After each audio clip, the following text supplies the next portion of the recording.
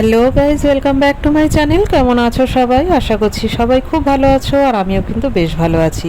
তো গণেশ পুজোর অনেক অনেক শুভেচ্ছা জানিয়ে আজকের ব্লগটা আবার শুরু করে দিলাম। তো আমি তো ভিডিও তো নেই, কারণ আমি কাজে কর্মে ব্যস্ত। তো কার হাতে হাতে মোবাইল ঘুরছিল আর কে ভিডিও করেছে আমি নিজেও ঠিক মতো জানি না। তো যেটুকু পেয়েছি ভিডিও সেটুকুই ছাড়ার চেষ্টা করলাম। তো বিকেলবেলার আয়োজনটাই আজকে তোমাদের সাথে শেয়ার করছি। তো সকালবেলা পুজো টুজো যেমন হওয়ার সেইভাবে হয়ে গেছে, আর সেটার ছবি কোনোভাবেই তোলা হয়নি। আর দেখো আমার ছেলেকে,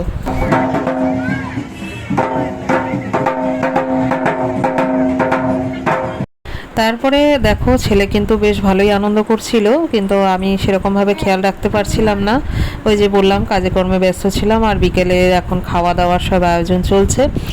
আর এটা কিন্তু তোমাদেরকে একটু জানিয়ে দিই, এটা আমার হাজব্যান্ডের এক বন্ধুর বাড়ির পুজো, আমার বাড়ির না।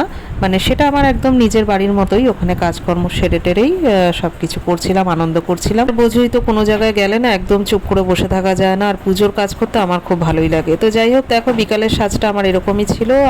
আর ভিডিওটা বেশি বড় করলাম না, চলো আজকের মতো টাটা, সবাই ভালো থেকো।